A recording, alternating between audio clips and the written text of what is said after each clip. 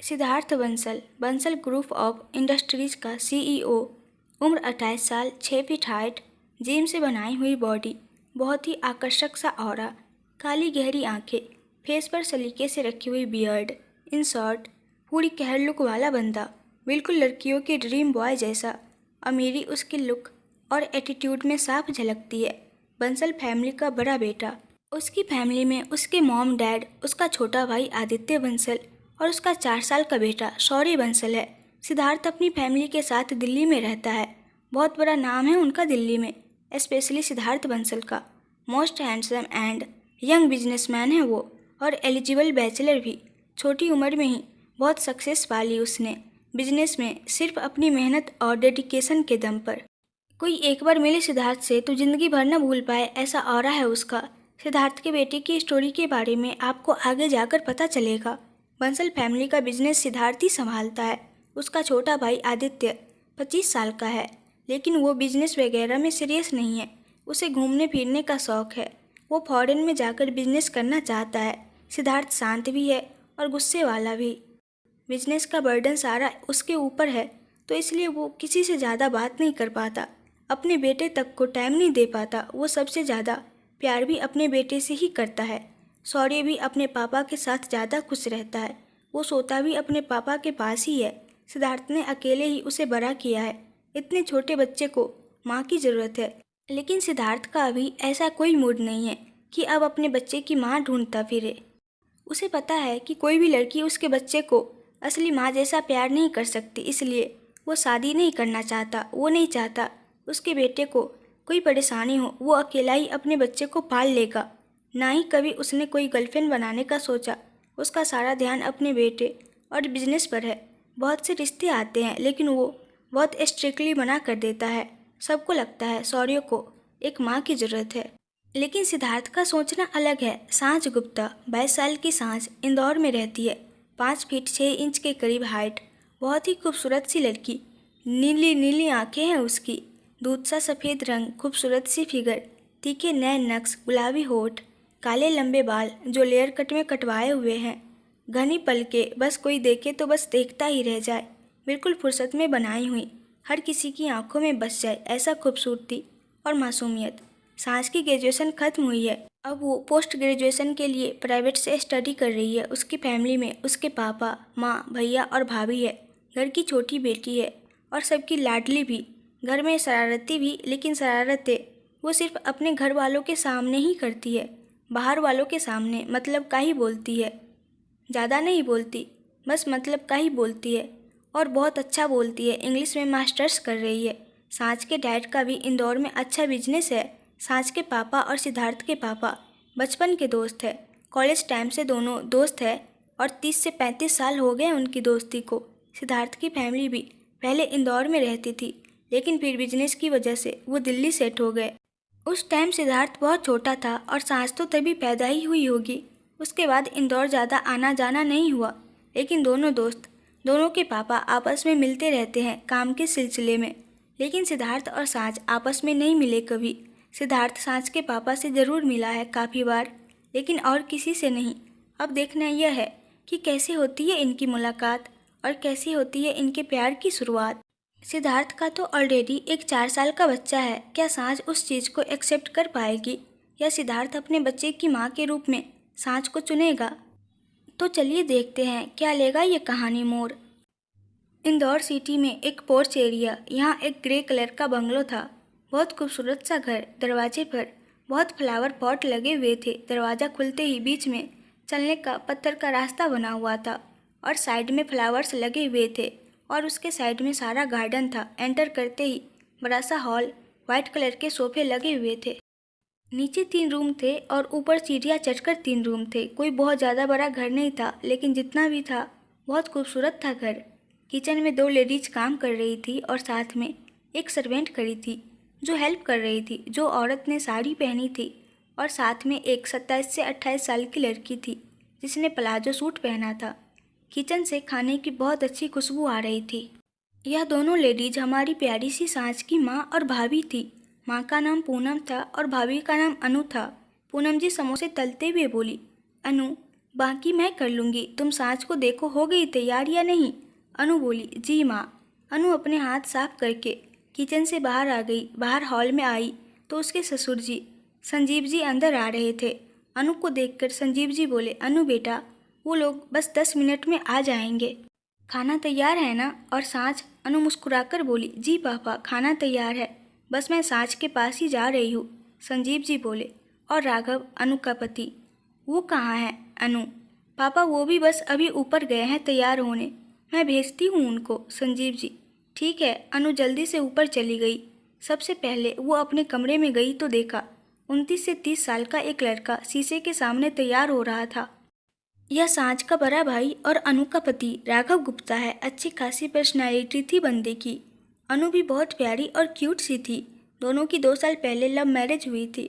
Gupta family का business Raghav ही संभालता था। इनका फर्नीचर का बिजनेस था इंदौर में और काफ़ी नाम था। वैसे तो संजीव जी भी बैठते थे जाकर शॉप पर, लेकिन भागदौड़ वाला सारा काम अब राघव देखता था। बहुत ही अच्छा और मेहनती था। 3-4 साल में काफ़ी बढ़ा लिया था बिजनेस को। अनु रूम में आई और बोली, राघव, पापा बुला रहे हैं नीचे आपको, वो लोग 10 मिनट में आ जाएंगे। राघव अनु की तरफ मुड़ा और बोला, बस जा रहे हैं, छुटकी हो गई तैयार। अनु, बस उसके पास ही जा रही हूँ, आपको बताने आई थी बस। अनु फिर अपने रूम से बाहर आ गई। राघव भी बॉडी पर परफ्यूम डालकर नीचे चला गया।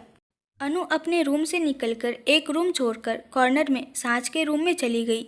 बहुत ही प्यारा सा खूबसूरत सा रूम, वाइट और बेबी पिंक कलर में पूरे रूम का थीम था, बिल्कुल प्रिंसेस के रूम जैसे। और हो भी क्यों ना, उनके घर की प्रिंसेस थी सांच, सबकी जान बसती थी उसमें। अनु रूम में आई तो देखने लगी, सांच कहीं नहीं दिखी। अनु भाभी रूम में थोड़ा अंदर आई तो उन्हें सांच बालकनी में खड़ी दिखी। अनु भाभी मुस्कुरा दी और बोली, सांच वहाँ क्यों खड़ी हो गई रेडी? अनु भाभी की आवाज़ सुनकर सांच पीछे मुड़ी। एक बेहद खूबसूरत सा चेहरा, जैसे भगवान ने फुर्सत में बनाया हो। दूध सा सफ़ेद रंग, उस पे नीली आंखें, घनी घनी पलकें, खूबसूरत पतले से होठ, छोटा सा चेहरा, बस कोई देखे तो आसमान से उतरी अप्सरा ही समझे।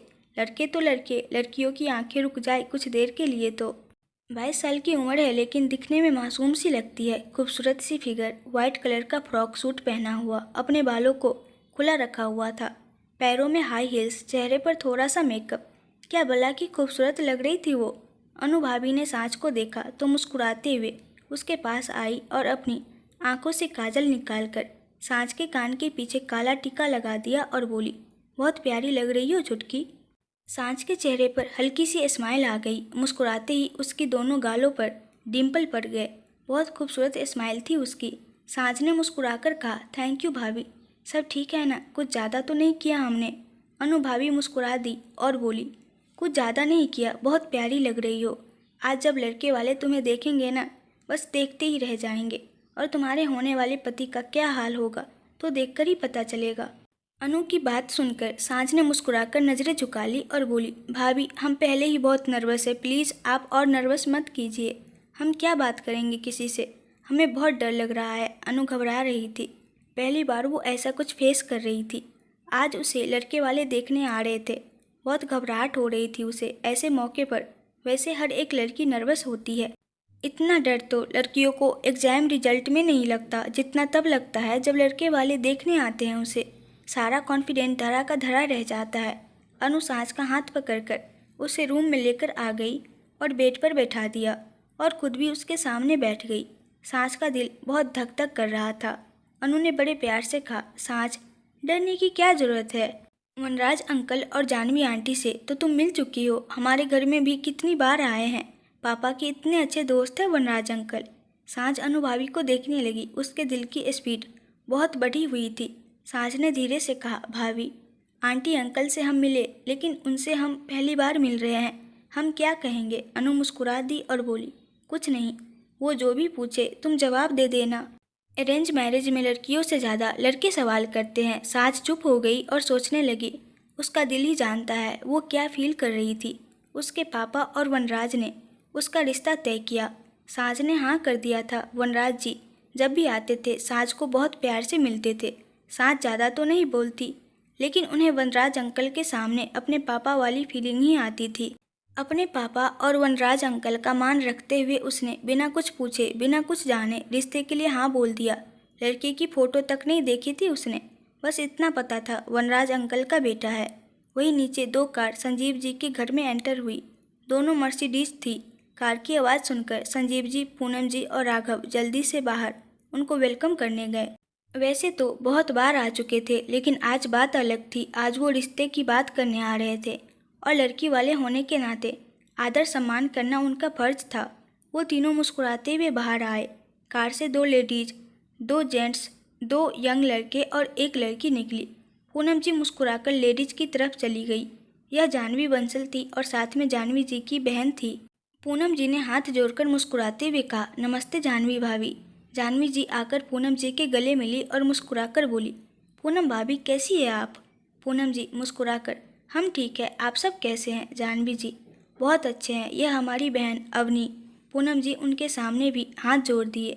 वो भी आकर उनके गले लग गई। वहीं संजीव जी वनराज जी को जाकर हंसते हुए गले मिले। यह वनराज बंसल थे, संजीव जी के जिगरी दोस्त। दोनों दोस्त गले मिले। संजीव जी अलग होकर बोले, वेलकम वनराज। वनराज जी मुस्कुराकर, थैंक यू संजय, यह मेरे साडू साहब अखिलेश यादव। संजीव ने उनको हाथ मिलाया। राघव ने आकर वनराज जी के पैर छुए तो वनराज जी ने आशीर्वाद देते हुए कहा, गॉड ब्लेस यू बेटे। राघव मुस्कुराकर, कैसे हैं अंकल आप? वनराज जी मुस्कुराकर, बहुत अच्छे, आप बताइए। राघव मुस्कुरा दिया। फिर अखिलेश जी के पैर छुए। राघव जानवी जी और अवनी जी से भी मिला। लड़के वाले की साइड से भी 3 यंग बच्चे आए थे, वो भी आगे आए। एक लड़के ने आकर संजीव जी के पैर छुए। वो लड़का दिखने में काफ़ी हैंडसम था। संजीव जी ने मुस्कुराकर उसके पीठ पर हाथ फेरा। वनराज जी मुस्कुराकर बोले, संजय, यह हमारा छोटा नवाब आदित्य। तू पहली बार मिल रहा है। जब भी तुम दिल्ली आते थे यह यूएसए में होता था। संजीव जी ने मुस्कुराकर आदित्य को गले लगा लिया। आदित्य भी मुस्कुरा दिया और फिर अलग होकर बोला, नमस्ते uncle, how are you? Sanjeev ji मुस्कुराकर, बहुत अच्छे बेटे, आप बताइए। आदित्य मुस्कुराकर, बिल्कुल ठीक अंकल।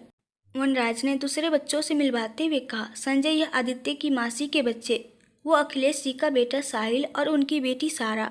दोनों ने हाथ जोड़ दिए। संजीव जी और पूनम जी सब बच्चों से मिले। आदित्य फिर राघव के पास आया और हाथ मिलाकर गले लगा लिया और बोला, राघव भाई कैसे हैं आप?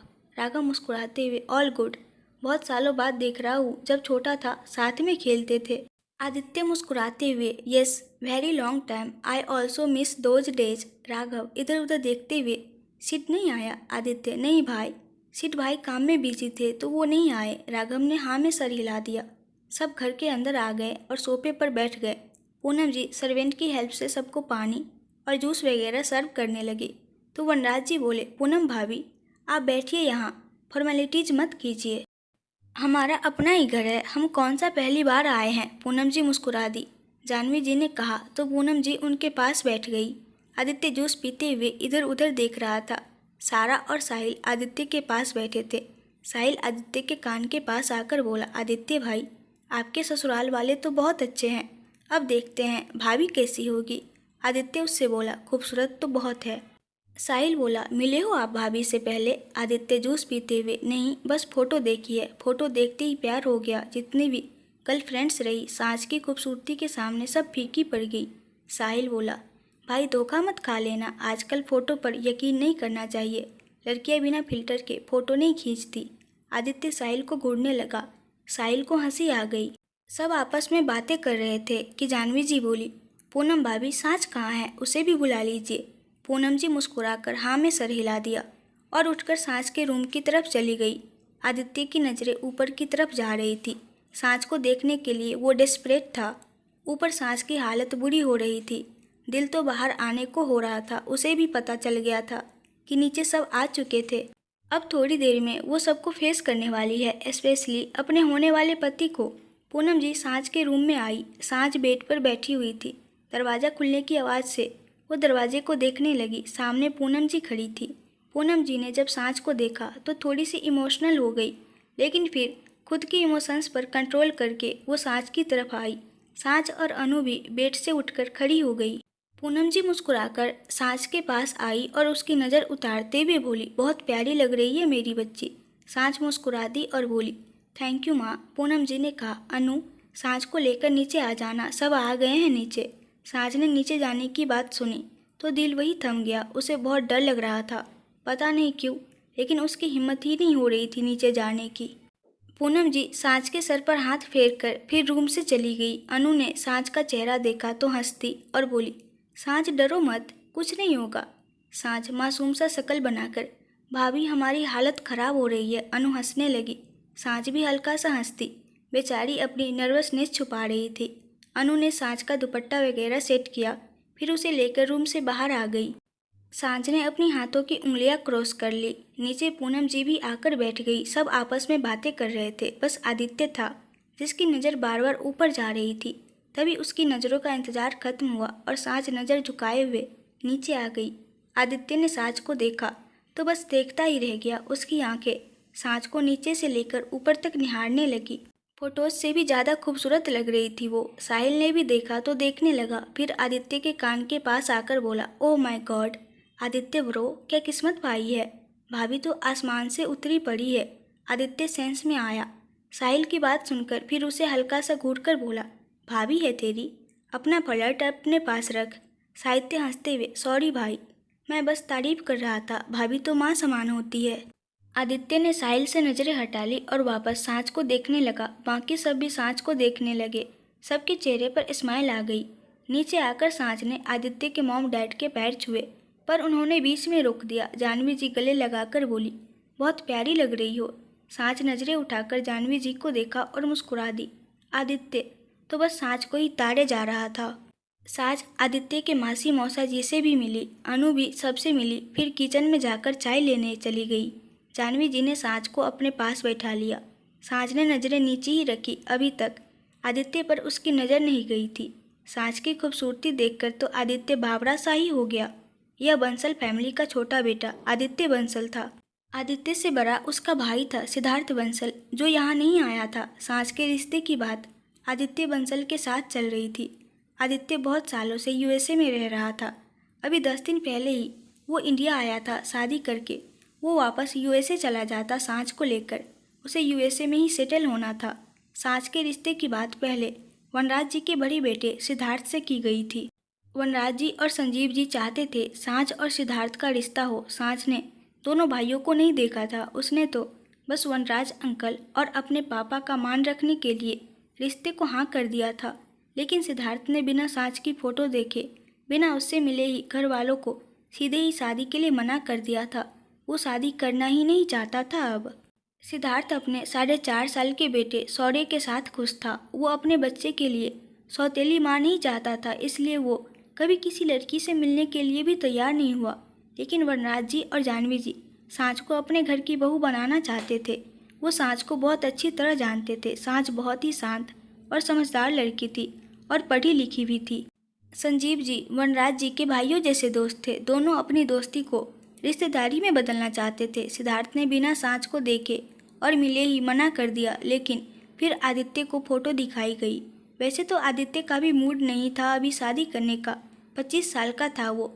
यूएसए में उसकी गर्लफ्रेंड थी, लेकिन जब सांझ की फ़ोटो देखी तो उसका दिल सांझ पर आ गया और रिश्ते के लिए हाँ बोल दिया। वैसे तो वनराज जी का पूरा परिवार पहले इंदौर में ही रहता था, लेकिन फिर उनको बिजनेस की वजह से दिल्ली जाना पड़ा। वनराज जी अपने पूरे फैमिली के साथ हमेशा के लिए दिल्ली शिफ्ट हो गए। बचपन में सिद्धार्थ और राघव सांझ का भाई बेस्ट फ्रेंड थे। दोनों की सेम उम्र थी तो साथ में खेला करते थे। जब सिद्धार्थ की फैमिली इंदौर छोड़कर जा रहे थे तब सांझ 2-2.5 साल की थी।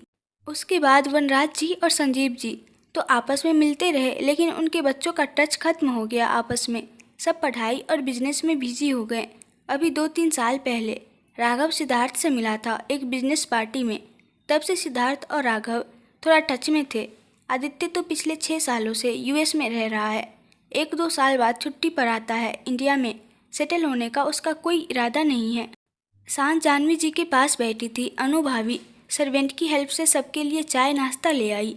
चाय रखते ही जानवी जी ने पूनम जी को बोला, पूनम भाभी एक बार बच्चे भी एक दूसरे से बात कर ले, पहली बार मिले हैं दोनों, थोड़ा जान पहचान हो जाएगी। सांझ ने सुना तो दिल की धड़कनें वहीं रुक गई। आदित्य उसके सामने बैठा था, लेकिन एक बार उसकी हिम्मत नहीं हुई नज़र उठाकर आदित्य को देखने की। आदित्य तो बस उसे ही देखे जा रहा था। आदित्य के चेहरे पर स्माइल आ गई। पूनम जी मुस्कुराकर बोली, जी जानवी भाभी, बच्चों को मौका मिलना चाहिए आपस में बात करने का। सांझ बेटा, तुम एक बार आदित्य से बात कर लो। अनु बेटा, सांझ और आदित्य की चाय बाहर गार्डन में रखवा दो। अनु मुस्कुराकर, जी माँ। सांझ ने नजरें उठाकर अपनी माँ की तरफ देखा। पूनम जी मुस्कुरा दी। जानवी जी ने आदित्य को देखकर बोला, आदित्य जाओ बात कर लो तुम दोनों। सांझ की तो बॉडी सीवा करने लगी। आदित्य सोफे से उठकर खड़ा हो गया। जानवी जी ने सांझ को भी कहा तो सांझ भी उठकर खड़ी हो गई। आदित्य ने हाथ से सांझ को आगे चलने का इशारा किया। सांझ नजरें झुकाए हुए आगे चली गई। उसने आदित्य की तरफ नहीं देखा। सांझ बहुत ज़्यादा नर्वस हो रही थी। आदित्य उसे देखता हुआ पीछे चल दिया। सबने एक नज़र उनको बाहर जाते देखा, फिर अपनी बातों में लग गए। पूनम जी वरनाथ जी से बोली, भाई साहब सिद्धार्थ और शौर्य को भी ले आते। बचपन में तो सिद्धार्थ हमारे घर ही ज़्यादा रहता था। वनराज जी बोले, भाभी अब वो बचपन वाला सिद्धार्थ नहीं रहा, बहुत सीरियस हो गया है। अब तो मुझे ऐसा लगने लगा है मैं उसका बाप नहीं बल्कि वो मेरा बाप है। वनराज जी की बात सुनकर सब हंसने लगे। जानवी जी बोली, पहले हम शौर्य को लेकर आने वाले थे, फिर सिद्धार्थ ने बताया वो दोपहर तक घर आ जाएगा, वो संभाल लेगा शौर्य को। दोनों बाप बेटा एक दूसरे की कंपनी में खुश रहते हैं। जानवी जी की बात सुनकर पूनम जी बोली, जानवी भाभी शौर्य छोटा है, एक माँ की ज़रूरत है उसे। सिद्धार्थ को समझाइए, उसका भी घर बसाइए। कब तक ऐसे रहेगा? उम्र ही क्या है अभी उसकी। जानवी जी बोली, हम तो बहुत कहते हैं लेकिन वो माने तब ना। वो करना ही नहीं चाहता शादी, बोलता है शौर्य के लिए वो अकेला ही बहुत है। हम तो खुद चाहते हैं वो अपना घर बसाए। सब सिद्धार्थ की बातें कर रहे थे। बाहर सांझ और आदित्य गार्डन में आ गए। सांझ ने एक शब्द नहीं बोला। आदित्य ने सांझ से बैठने का इशारा किया और बोला, बैठिए। सांझ बैठ गई। आदित्य भी उसके सामने सोफे पर बैठ गया। सांझ सर झुकाकर बैठी हुई थी। अभी तक आदित्य को सांझ की आंखें तक देखनी नसीब नहीं हुई थी। आदित्य ने सांझ को एक बार फिर गौर से देखा और बोला, सांझ हम बचपन में तुम्हारे घर ही आते थे, इतना शर्माने की जरूरत नहीं है। सांझ ने आदित्य की बात सुनी, फिर हिम्मत करके आदित्य को देखा। एक नज़र देखकर फिर सांझ ने दोबारा नजरें हटा ली और चाय का कप हाथ में ले लिया। सांझ के हाथ हल्के हल्के काँप रहे थे। आदित्य ने नोटिस किया और बोला, ठीक हो तुम? सांझ ने धीरे से कहा, जी हम ठीक है। आदित्य मुस्कुरा दिया और बोला, अच्छा वैसे क्या कर रही हो आजकल? सांझ ने धीरे से कहा, हम इंग्लिश में मास्टर्स कर रहे हैं। आदित्य मुस्कुराकर, ग्रेट, मैं भी यूएस में अब बिजनेस में मास्टर्स कर रहा हूँ। फाइनल ईयर है, उसके बाद वहीं बिजनेस करूँगा। सांझ कुछ नहीं बोली, बस सुनती रही। आदित्य ने उसे नोटिस किया और बोला, तुम इतना कम ही बोलती हो या मेरे सामने ही नहीं बोल रही? सांझ ने कहा, ऐसी बात नहीं है। आदित्य मुस्कुराकर और बोला, सांझ हम कोई अननोन नहीं है, हमारे फैमिली रिलेशंस है। I know everything about you. Mom dad ने बताया मुझे यहाँ आने से पहले। अगर तुम कुछ जानना चाहती हो मेरे बारे में तो पूछ सकती हो। सांझ ने ना में सर हिला दिया। आदित्य हल्का सा हंस दिया और बोला, तुम्हें कुछ भी नहीं जानना। नोट बैड सांझ। वैसे मुझे बचपन का थोड़ा सा याद है, जब हम जा रहे थे इंदौर से, तुम बहुत रो रही थी पूनम आंटी की गोद में। मैं, सिद्धार्थ भाई और राघव भाई सब तुमसे बहुत खेलते हैं। छोटी सी होती थी तुम, बहुत क्यूट सी। हम तीनों बहुत लड़ते थे तुम्हें गोद में उठाने के लिए। मैं खुद बच्चा था तो मुझे सबसे लास्ट में मिलता था तुम्हें गोद में उठाना। राघव भाई और सिद्धार्थ भाई दोनों मुझे खेलने ही नहीं देते थे तुम्हारे साथ। वो टाइम भी कितना अच्छा होता है। और आज हम इतने बड़े हो गए हैं, हमें हमारी शादी के लिए ही ऐसे बात करने की फॉर्मेलिटी करनी पड़ रही है। टाइम कितना चेंज हो जाता है। सांझ के हाथ में चाय ठंडी हो गई, उसने पी ही नहीं। वो बस आदित्य की बातें सुनती रही। आदित्य को सांझ बहुत अच्छी लगी थी, बिल्कुल वाइफ मटेरियल थी वो। सांझ बस मतलब का ही जवाब दे रही थी और आदित्य का नेचर ज़्यादा बोलने का था। वो बातें कर रहा था। थोड़ी देर बाद अनु वहाँ आ गई और मुस्कुराकर बोली, हो गई तुम दोनों की बात? अंदर से बुला रहे हैं। सांझ ने अनु भाभी की तरफ देखा। आदित्य भी मुस्कुरा दिया और बोला, जी भाभी हो गई। वैसे ये तो बोलती नहीं है ज़्यादा। अनु मुस्कुराकर बोली, ये ऐसी ही है, ज़्यादा नहीं बोलती, लेकिन शादी के बाद वो समझने लगेगी आपको, फिर बातें करने लगेगी। आदित्य हल्का सा हंस दिया और बोला, होप सो भाभी। अनु भी हंस दी। बस सांझ बैठी रही। फिर अनु ने सांझ के आगे हाथ कर दिया तो सांझ ने अपनी भाभी का हाथ पकड़कर उठ गई और उनके साथ चलने लगी। आदित्य भी सांझ को देखते हुए अपने बालों को सेट करते हुए पीछे चलने लगा। अंदर आकर सांझ अपने पापा के पास बैठ गई। संजीव जी ने उसके सर पर हाथ फेरा। आदित्य भी आकर अपनी जगह पर बैठ गया। जाह्नवी जी ने कहा, अच्छा बच्चों, हम कोई भी फैसला तुम दोनों पर थोपना नहीं चाहते। सबसे ज़रूरी तुम दोनों का फैसला है। अगर तुम दोनों की हाँ है तो हम रोके की रस्म आज ही कर लेंगे। आदित्य के चेहरे पर स्माइल आ गई। सांझ नज़रें झुकाकर बैठी रही। सांझ के पापा ने उसका हाथ पकड़ लिया और बोले, सांझ बेटा, क्या फैसला है तुम्हारा? सांझ नज़रें उठाकर अपने पापा को देखने लगी। संजीव जी के चेहरे पर अलग ही खुशी थी। वो सांझ को बड़ी उम्मीद से देख रहे थे। सांझ ने अपने पापा को एक नज़र देखा, फिर बोली, जैसा आपको ठीक लगे पापा। सांझ की बात सुनकर सब मुस्कुरा दिए। संजीव जी उसके सर पर हाथ फेर दिए। सांझ अपने पापा को देखकर हल्का सा मुस्कुरा दी। आदित्य का तो दिल ही नाच उठा। अब सब आदित्य को देखने लगे, सिवाय सांझ के। वो अपना हाथ पकड़कर बैठी रही। आदित्य ने सबको अपनी तरफ देखते देखा तो मुस्कुराकर बोला, आप सब ऐसे क्यों देख रहे हैं? मैं तो घर से ही डिसाइड करके आया था, मुझे सांझ से शादी करनी है। आदित्य की बात सुनकर सब हंसने लगे। अनु भाभी मुस्कुराते हुए बोली, मैं मिठाई लेकर आती हूँ। पूनम जी ने हाँ में सिर हिला दिया। सब खुश हो गए। जाह्नवी जी बोली, अब दोनों बच्चों ने हाँ कर ही दी है तो फिर चुन्नी चढ़ाने की रस्म कर देते हैं, दोनों का रोका हो जाएगा। सबने हाँ में सिर हिला दिया। फिर आदित्य और सांझ को एक साथ बैठाया गया। आदित्य तो बहुत खुश लग रहा था। सांझ बस नजरें नीची करके बैठी रही। जाह्नवी जी, अवनी जी ने सांझ के सर पर चुन्नी उठाई, फिर उसकी गोद में शगुन का सामान रखा। पूनम जी और अनु भाभी ने आदित्य को तिलक लगाकर उसे शगुन का लिफाफा दिया। दोनों का रोका हो गया। वनराज जी और संजीव जी खुशी से एक दूसरे के गले लगे। जाह्नवी जी और पूनम जी भी आपस में गले मिली। अनु और राघव ने भी आकर आदित्य सांझ को बधाई दी। आदित्य राघव के गले लग गया। सांझ हल्का सा मुस्कुरा दी। रोके के बाद सब ने साथ में लंच किया। सब बहुत खुश थे। शादी का भी जल्द ही डिसाइड हुआ। आदित्य के फाइनल ईयर के एग्जाम से नेक्स्ट मंथ वो थोड़े दिनों में यूएस वापस चला जाता, तो सबने शादी जल्दी ही करने का डिसाइड किया। अब दोनों परिवार एक दूसरे को बहुत अच्छी तरह जानते थे। उन्हें देर करना भी ठीक नहीं लगा। आदित्य भी मान गया। सांझ चुपचाप बैठी रही। जैसे सब डिसाइड कर रहे थे, सांझ हाँ बोल देती। आदित्य की फैमिली की शाम की दिल्ली की फ्लाइट थी, तो दोपहर के बाद सब एयरपोर्ट की तरफ निकल गए। उनके जाने के बाद सांझ अपने रूम में आ गई। उसने अपना दुपट्टा उतारकर बेड पर रखा और अपना नाइट सूट लेकर चेंज करने वॉशरूम में चली गई। वहीं आदित्य रात को 8 बजे तक अपने घर आ गया। बहुत बड़ा घर था बंसल्स का। सांझ के घर से तो काफ़ी ज़्यादा बड़ा। दिल्ली के सबसे महंगे एरिया में सबसे बड़े घरों में एक बंसल्स का घर था। रात के लाइटिंग में तो और भी ज़्यादा खूबसूरत लगता था। गार्डन में एक पानी का फाउंटेन था जिसमें लाइटिंग आ रही थी। महंगी महंगी गाड़ियाँ पार्किंग में लगी हुई थी। आदित्य के मासा मौसी जी भी दिल्ली में रहते थे, तो वो अपने घर की तरफ चले गए। अब आदित्य अपने मॉम डैड के साथ घर के अंदर आ गया। घर बाहर से जितना सुंदर था, अंदर से भी उतना ही शानदार। वाइट कलर की थीम में सारा घर डेकोरेट था। वो सब घर के अंदर आए और हॉल में लगे सोफे पर बैठ गए। सर्वेंट ने आकर उनको पानी दिया।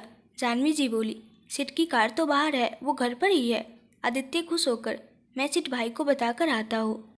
आदित्य भागकर ऊपर जाता, उससे पहले ही कोई सीढ़ियों से नीचे आता दिखा। बाय गॉड, क्या ड्रेसिंग बंदा था। फुल ब्लैक कलर के टी शर्ट ट्राउजर में 6 फीट हाइट बंदे की, बेहद खूबसूरत सी बॉडी उसकी, दिखने में किसी मॉडल से कम नहीं। बॉलीवुड के एक्टर्स भी फीके पड़ जाए ऐसे ही तो बिजनेस की दुनिया में हैंडसम हंक नहीं कहते। यह अपने बिजनेस के अलावा अपनी हैंडसमनेस से भी पूरे दिल्ली में मशहूर है। यह था इस घर का बड़ा बेटा सिद्धार्थ बंसल। एक हाथ जेब में डाले हुए वो नीचे आया। आदित्य ने सिद्धार्थ को देखा तो जल्दी से जाकर उसके गले लग गया। सिद्धार्थ का हाथ हवा में रह गया। आदित्य ने अलग होकर खुश होते हुए कहा, सिट भाई कॉन्ग्रेट्स कीजिए मुझे। सिद्धार्थ को पता था, हल्का सा मुस्कुरा दिया, फिर बोला, कॉन्ग्रेट्स आदित्य, खुश होकर। थैंक यू भाई। दोनों नीचे आ गए। सिद्धार्थ भी सोफे पर बैठ गया। जाह्नवी जी बोली, सॉरी कहाँ है? सिद्धार्थ ने बड़े आराम से जवाब दिया, ऊपर रूम में है, सो रहा है। आदित्य सिद्धार्थ से बोला, भाई आपको पता है वो बचपन वाली क्यूट सी सांझ बड़ी होकर तो और भी ज़्यादा खूबसूरत हो गई है। आप और राघव भाई मुझे खेलने नहीं देते थे उसके साथ कभी, तो आज देखो उसको शादी करके लेकर आ रहा हूँ इस घर में। वो तो बोलती ही नहीं है ज़्यादा, बिल्कुल आपके जैसी है वो। सिद्धार्थ आदित्य को देखकर उसकी बातें बड़ी नॉर्मली सुनता रहा। बचपन वाली सांझ कहीं न कहीं सिद्धार्थ के दिमाग में आ गई। सांझ तो 2.5 साल की थी और सिद्धार्थ 7-8 साल का। आदित्य की आवाज़ सुन वो वापस सेंस में आया और बोला, मुझे याद नहीं कुछ बचपन का। वैसे डैड अंकल आंटी कैसे हैं? वनराज जी बोले, बहुत अच्छे हैं। सब तुम्हें और शौर्य को याद कर रहे थे। तुम दोनों भी जाते तो उनको और अच्छा लगता। सिद्धार्थ ने कोई जवाब नहीं दिया। फिर जाह्नवी जी बोली, सीट शादी थोड़े दिनों में ही है। पंडित जी से फ़ोन करके पूछ लिया है। हफ्ते बाद का अच्छा मुहूर्त है। जल्दी करना होगा सब। इंदौर में शादी है तो गेस्ट को उसी हिसाब से इनवाइट कर लेंगे। सिद्धार्थ ने हाँ में सर हिला दिया और बोला, ओके। थोड़ी देर अपनी फैमिली के साथ बैठकर सिद्धार्थ भी ऊपर अपने रूम में चला गया। बहुत आलीशान रूम था उसका। किंग साइज बेड पर एक छोटा सा 4-5 साल का बच्चा लेटा हुआ था। यह उसका बेटा शौर्य बंसल था। सिद्धार्थ ने रूम में आकर एक नज़र शौर्य को देखा, फिर अपने रूम की बालकनी में आकर खड़ा हो गया। चांद की रोशनी में और भी ज़्यादा कहर लग रहा था बंदा। कोई एक बार सिद्धार्थ को देख ले तो जिंदगी भर के लिए उसकी छवि दिमाग में बस जाए, ऐसा ऑरा था सिद्धार्थ का। देखते ही देखते शादी का दिन भी आ गया। आदित्य और सांझ की शादी की तारीख हफ्ते 10 दिन बाद की ही निकली थी। शादी इंदौर में हो रही थी। आदित्य की फैमिली इंदौर के होटल में रुके हुए थे जो उन्होंने बुक किया था। शादी का फंक्शन भी उसी होटल में था। सिद्धार्थ कल रात ही इंदौर आया था। उसे बहुत ज़रूरी मीटिंग के लिए आउट ऑफ इंडिया जाना पड़ा। बाकी किसी फंक्शन में वो शामिल नहीं हो पाया। आज शादी में शामिल होने वो आया था। वैसे तो वो जाना नहीं चाहता था, लेकिन वो मीटिंग कुछ ज़्यादा ही इम्पोर्टेंट थी। अगर सिद्धार्थ नहीं जाता तो बिजनेस में बहुत बड़ा लॉस हो जाता। बस थोड़ी देर में शादी के फेरे शुरू होने वाले थे। सांझ की फैमिली भी यहाँ पर ही थी। सेकेंड फ्लोर पर रुकी हुई थी और बंसल फैमिली नीचे फर्स्ट फ्लोर पर, और शादी का फंक्शन ग्राउंड फ्लोर पर था। सिद्धार्थ अपने रूम में रेडी हो रहा था। वो नहाकर बाहर आया तो देखा उसका बेटा, जो इतना खूबसूरत बच्चा था कि क्या ही कहे। मासूम सा चेहरा, घने बाल, गोरा चिट्टा, बहुत खूबसूरत सा बच्चा। किसी को प्यार आ जाए उस बच्चे पर। शौर्य बेड पर छोटा सा टॉवेल बांधकर खड़ा था। सिद्धार्थ ने उसे देखा तो चेहरे पर हल्की सी स्माइल आ गई। वो शौर्य की तरफ गया। शौर्य भी चहकते हुए बोला, पापा जल्दी पहनाओ, जल्दी, मुझे चाचू के पास जाना है। सिद्धार्थ ने खुद अपने बाल टॉवेल से झाड़े, फिर टॉवेल को चेयर पर रखकर शौर्य के पास आ गया। भाई, बंदा सच में बहुत हैंडसम है। अभी नहाकर आया था, क्या लग रहा था गीले बिखरे बालों में। सिद्धार्थ शौर्य को उसकी शर्ट पहनाते हुए बोला, शौर्य परेशान नहीं करोगे आप किसी को? शौर्य क्यूट सा मुंह बनाकर बोला, पापा सब बोलते हैं मैं अच्छा बच्चा हूँ, मैं परेशान नहीं करता किसी को। आप इतने दिन बाद आए हो, मैं अच्छा बच्चा बनकर रह रहा हूँ। शौर्य वैसे तो क्लियर बोलता था, बस कहीं कहीं फ्लो में उसका तोतलापन निकल आता था। अभी वो पूरा 5 साल का भी नहीं हुआ था। बहुत प्यारा बच्चा था। सिद्धार्थ ने उसे बहुत अच्छे से सिखाया था सब। बहुत मैनर्स में भी रहता था। सिद्धार्थ कभी नहीं डांटता था उसे, जितना भी थका हो सिद्धार्थ काम की वजह से, लेकिन अपने बेटे को देखते ही सारी थकान दूर हो जाती थी। कोई नहीं जज कर सकता था कि सिद्धार्थ इतना स्ट्रिक्ट है काम को लेकर। वो अपने बेटे के सामने इतना शांत रहता है। शौर्य को कपड़े पहनाकर उसने फिर उसे शूज पहना दिया। ब्लैक कलर के प्यारे से कोट पैंट में बहुत क्यूट लग रहा था शौर्य। सिद्धार्थ ने उसके बाल थोड़े कॉम्ब किए, फिर उसके ऊपर परफ्यूम छिड़क दिया और उसकी गाल हल्की सी खींचकर बोला, डन। शौर्य ने भी वापस सिद्धार्थ की गाल पर किस कर दिया और खुश होकर बोला, थैंक यू पापा, मैं चाचू के पास जा रहा हूँ। शौर्य बेड से नीचे उतरा तो सिद्धार्थ ने कहा, शौर्य आपको रूम पता है ना चाचू का? शौर्य ने मासूमियत से सर हिला दिया, फिर रूम से बाहर भाग गया। सिद्धार्थ ने शौर्य को जाते हुए देखा, फिर खुद भी रेडी होने लगा। लाइट ब्राउन कलर का कोट पैंट में बहुत हैंडसम लग रहा था। गोरा रंग था बंदे का, कमाल का फेस कट, जिसपे हल्की हल्की सलीके से रखी हुई बियर्ड, काली गहरी आंखें, बिल्कुल परफेक्ट बॉडी, बस कह ढा रहा था बंदा। सिद्धार्थ ने तैयार होकर खुद को एक लुक देखा। अपने छोटे भाई की शादी के लिए वो बिल्कुल रेडी था। सांझ को उसने अभी भी नहीं देखा था, उसकी मुलाकात ही नहीं हुई सांझ से। कल रात को ही वो इंदौर आया था, वो भी लेट नाइट में, अपनी फैमिली और सांझ के मॉम डैड से वो रात को मिला। शौर्य अपने दादू दादी के पास सोता था तो सिद्धार्थ रात को उसे अपने कमरे में ले आया और फिर सो गया। आज सुबह जब शौर्य ने अपने पापा को देखा तो खुशी से चहक उठा। 5-6 दिन बाद वो अपने पापा को देख रहा था। वही सेकेंड फ्लोर पर सांझ दुल्हन के जोड़े में सजी बैठी थी। रेड और गोल्डन में खूबसूरत सा लहंगा पहना था उसने। चेहरे से इतनी खूबसूरत लग रही थी, क्या ही कहने। ब्राइडल श्रृंगार ने उसकी खूबसूरती को और 4 चांद लगा दिए। खूबसूरत तो बहुत लग रही थी, लेकिन चेहरे से उदास थी वो। अपने घर से दूर जाने का दुख उसके चेहरे पर साफ दिख रहा था। जब से उसकी शादी तय हुई थी वो इमोशनली बहुत वीक हो गई थी। बात बात पर रो देती थी। अपनी माँ पापा के पास ही सो रही थी वो तब से। सांझ से ही उस घर की रौनक थी। वो सब भी उदास थे कि सांझ जा रही है बहुत दूर, लेकिन बेटी है, एक न एक दिन उसे विदा करना ही है। लेकिन इस बात की सबको खुशी भी है, सांझ बहुत अच्छे घर में जा रही है।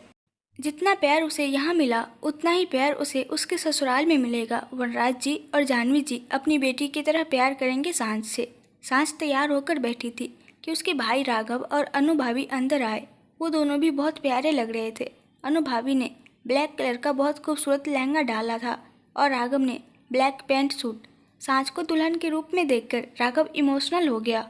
सांझ अपने भाई भाभी को देखकर हल्का सा मुस्कुरा दी। राघव पास आया और सांझ को सीने से लगा लिया, फिर उसका माथा चूम लिया और बोला, बहुत प्यारी लग रही है मेरी छुटकी, तू इतनी जल्दी बड़ी हो गई, पता ही नहीं चला। सांझ हल्का सा मुस्कुरा दी और फिर बोली, आप भी बहुत अच्छे लग रहे हैं भैया। अनु भाभी बोली, राघव साइड हटिए, मुझे भी मिलने दीजिए।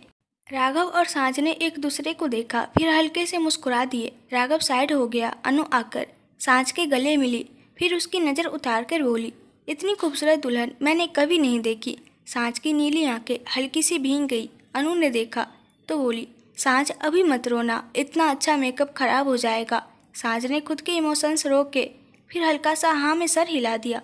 अनु बोली, बस थोड़ी देर में तुम्हें लेने आते हैं हम, नीचे बारात तैयार हो रही है। सांझ ने नज़रें झुकाकर हाँ में सर हिला दिया। सांझ को बेड पर वापस बैठा दिया।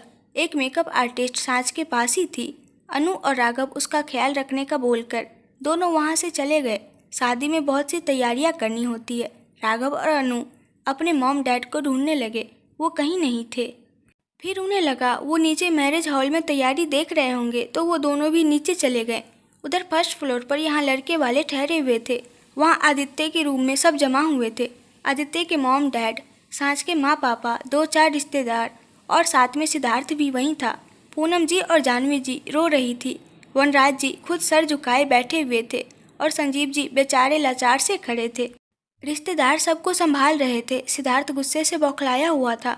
वो बार बार किसी को फ़ोन कर रहा था। बात आदित्य की थी। वो अपनी शादी से गायब हो गया था। अभी थोड़ी देर बाद शादी थी और आदित्य अपनी शादी छोड़कर चला गया था। सिद्धार्थ ने पता करवाया तो उसे पता चला कि आदित्य ने आधे घंटे पहले ही यूएस की फ्लाइट पकड़ी है। सब हैरान हो गए कि आदित्य ने ऐसा क्यों किया। सिद्धार्थ को आदित्य पर बहुत गुस्सा आ रहा था। वो हमेशा से ही ऐसा लापरवाह रहा था, लेकिन इस बार वो इतनी बड़ी गलती करेगा किसी ने नहीं सोचा था। आदित्य अपनी मर्जी से यह शादी करने के लिए तैयार हुआ था, फिर वापस सब छोड़ छाड़ कर यूएस कैसे भाग सकता है। सिद्धार्थ ने अपने डैड और सांझ के डैड की तरफ देखा। दोनों थोड़ा सदमे में थे और डरे हुए भी। सिद्धार्थ उनके पास आया और सांझ के डैड का हाथ पकड़कर बोला, अंकल आप टेंशन मत लीजिए, मैं आदित्य को लेकर रात तक वापस आ जाऊंगा। उसका सिंगापुर में 3 घंटे का स्टे है। मैं सिंगापुर से वापस ले आऊँगा उसे। फिर अपने डैड की तरफ देखकर सिद्धार्थ बोला, डैड आप अंकल और उनकी फैमिली को देखिए, मैं आदित्य को वापस लेकर आता हूँ। सब सिद्धार्थ को देखने लगे। सिद्धार्थ बोलकर वहाँ से जाने लगा तो वनराज जी ने उसे रोक लिया और बोले, सिड नीचे सब गेस्ट आ चुके हैं, उनसे क्या कहेंगे, थोड़ी देर में फेरे हैं। सिद्धार्थ ने सुना तो बोला, डैड कुछ घंटे संभालिए आप, मैं रात होने से पहले आदित्य को लेकर वापस आ जाऊंगा। पूनम जी रोते हुए बोली, ऊपर मेरी बच्ची तैयार बैठी है, उसे पता चलेगा तो क्या बीतेगी उस पर, और अगर आदित्य नहीं आया तो क्या होगा। पूनम जी जोर से रोने लगी। सिद्धार्थ उन्हें देखने लगा। संजीव जी की भी आंखें भीग गई। वनराज जी ने उन्हें देखा, फिर उनके पास आकर हाथ जोड़कर बोले, माफ़ करना संजय, मेरी औलाद की वजह से आज यह दिन देखना पड़ गया। मैं तो तुमसे नज़रें मिलाने लायक भी नहीं रहा। संजय जी को रोना आ गया। सिद्धार्थ ने संजीव जी को रोते देखा, फिर उनके पास जाकर बोला, अंकल प्लीज़ भरोसा रखिए, आई प्रॉमिस मैं आदित्य को लेकर आऊँगा, बस थोड़ा टाइम दीजिए मुझे। संजीव जी सिद्धार्थ को देखकर आंखों में आंसू लिए बोले, सिद्धार्थ अगर दोबारा आदित्य मेरी बेटी को छोड़कर चला गया फिर मेरी बेटी का क्या होगा, कैसे बर्दाश्त करेगी वो, मेरी बच्ची तो है भी बहुत मासूम। सिद्धार्थ चुप सा हो गया। वनराज जी सिद्धार्थ को देखने लगे। पूनम जी को जाह्नवी जी संभाल रही थी। तभी राघव और अनु भी वहाँ आ गए। साहिल ने उन्हें बताया। साहिल सौर्य को संभाल रहा था नीचे। राघव ने सबको ऐसे देखा तो बोला, मॉम डैड क्या हो रहा है यहाँ। और साहिल ने बताया, आदित्य कहीं चला गया, क्या मतलब है इसका। अनु ने पूनम जी जाह्नवी जी को रोते देखा तो उनकी तरफ चली गई। अनु को रोना आने लगा। राघव की बात सुनकर सब चुप से हो गए। राघव ने सिद्धार्थ को देखा तो बोला, आदित्य कहाँ है? सीट बुलाओ उसे, नीचे सब वेट कर रहे हैं। मेरी बहन ऊपर रेडी बैठी है, बुलाओ जल्दी उसे। राघव गुस्से में आ गया था और उसका गुस्सा होना जायज़ भी था। सिद्धार्थ राघव के पास आया और उसकी आंखों में देखकर बोला, राघव भाई आप कुछ देर हैंडल करेंगे यहाँ, मैं आदित्य को लेकर आता हूँ। राघव ने सुना तो बोला, कहाँ है आदित्य? सिद्धार्थ बोला, यूएस जा रहा है वो, सिंगापुर में कुछ घंटे स्टे है उसका, मैं उसे वहाँ से वापस ले आऊँगा। आप बस थोड़ी देर हैंडल कीजिए सब, प्लीज़ राघव भाई, मैं ठीक कर दूँगा सब। सिद्धार्थ की बात सुनकर राघव के चेहरे पर भी इमोशंस आ गए। यह कैसे हो सकता है? शादी का मुहूर्त हो गया है और आदित्य फ्लैट में बैठा है। अनु ने मुंह पर हाथ रख लिया और रोने लगी। राघव सिद्धार्थ को देखता रहा। सिद्धार्थ ने अपनी नज़रें हटा ली और वनराज जी और संजीव जी के पास जाकर बोला, डैड अंकल 1 घंटे बाद मेरी फ्लैट है, ट्रस्ट मी, मैं आदित्य को ले आऊँगा वापस। सिद्धार्थ ने एक नज़र सबको देखा, सब सिद्धार्थ को देख रहे थे। सिद्धार्थ ने अपने असिस्टेंट से कहकर अपनी फ्लैट बुक करवा ली थी सिंगापुर की। उसके भाई ने गलती की थी, अपने परिवार की इज्जत बचाना उसका काम था। ऊपर सांझ चुपचाप सी बैठी हुई थी। मेकअप आर्टिस्ट अपना फ़ोन चला रही थी। सांझ बस एक टक शीशे में देखे जा रही थी। उसे अजीब सी घबराहट हो रही थी।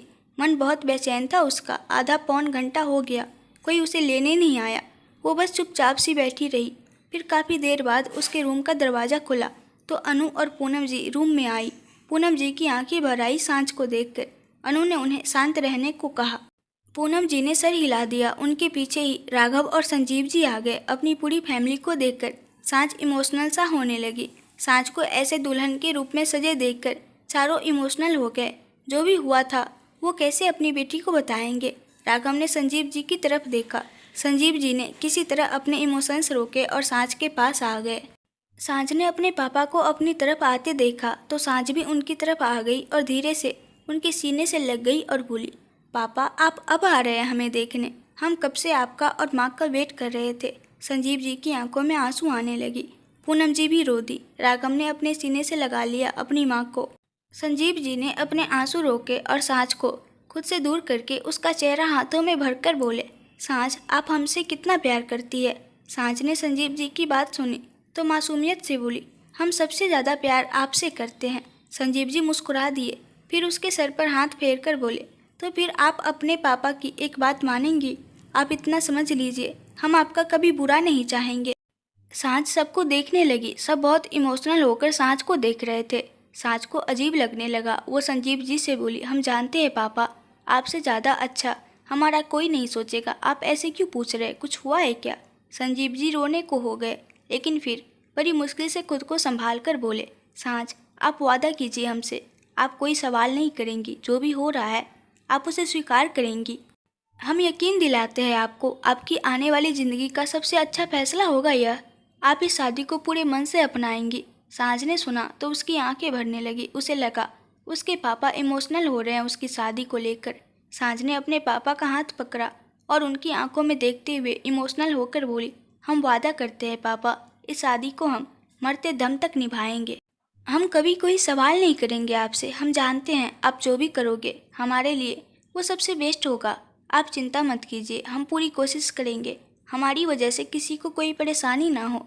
संजीव जी ने सांझ को गले से लगा लिया। उनकी आंखों में रुके आंसू गालों पर आ गए। सांझ की आंखों से आंसू टपक गए। पूनम जी राघव के गले लगी रही। राघव अपनी माँ के सर पर हाथ फेरकर उन्हें शांत कर रहा था। अनु ने भी पूनम जी को पकड़ा हुआ, वो भी इमोशनल हो रही थी। अगर आप लोगों को इस कहानी के आगे का पार्ट्स देखना है तो प्लीज़ ज़्यादा से ज़्यादा कमेंट कीजिए और इस वीडियो को लाइक एंड शेयर कर दीजिए। मेरे चैनल को सब्सक्राइब कर दीजिए। Thank you.